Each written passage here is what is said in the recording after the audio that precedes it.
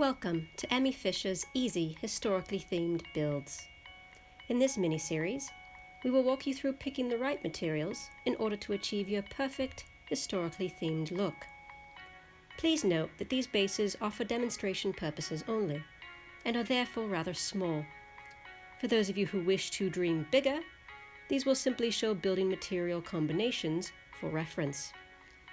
If you are here mistakenly because you suffer from an illness known as boxination and are looking to improve the aesthetic quality of your builds, please stay tuned for a future episode entitled Boxination: How to Make Your Base Not Look Like a Box. Today we have 4.5 examples of historical builds based on the Neolithic and Bronze Age. So, without further ado, let's get... By the power of Grayskull, I'm being attacked by a basilisk. Bloody portal. Here, we start off with a basic adobe and thatch build, which is the closest you can get to a traditional wattle and daub build on Ark. Early Neolithic settlements, such as the one at Stonehenge, usually had round huts, but unfortunately circles are a complete pain to build, and forget about ever getting the walls and ceilings right, particularly since the designers of Ark decided to leave the thatch tier out of the Structures Plus update, because, as we all know, thatch has absolutely never been an important material ever in history. We've compensated by using adobe instead of daub, and a rectangular structure instead of round.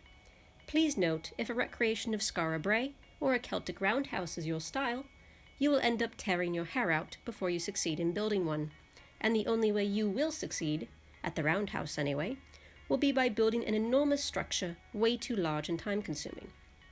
Please consider creative mode only. We have, of course, added pleasing prehistoric features such as preservation fires and skin-drying racks to help you forget that the Ark devs are unmerciful and cruel.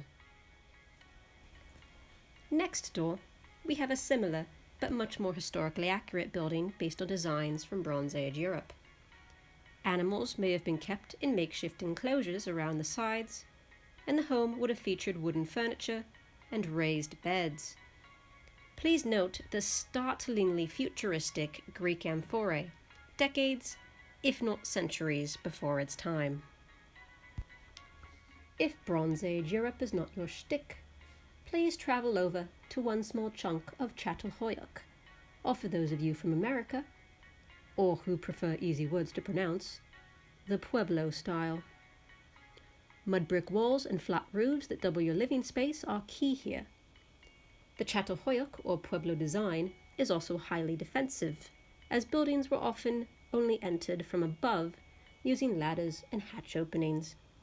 When invaded, the ladders could be pulled up and intruders fired upon from above. Of course, any air force renders this technique useless. Finally, we have a couple of stilt house examples. Stilt houses were common all over the world in history, with a majority in tropical and subtropical areas. In tropical areas, thatch was often a building material, whilst wattle and daub, or wood, sufficed for cooler climates and the required insulation. Half timbering was not quite a thing yet, but were making do.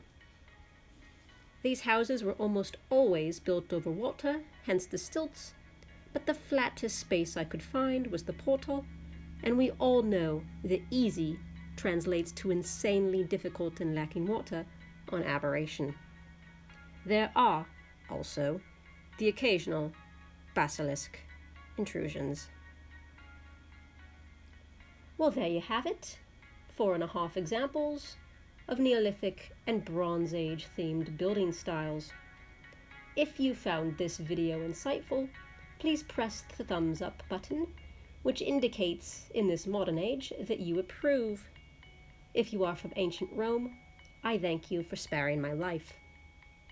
Stay tuned next time for examples from Greece, Rome, and Renaissance Italy.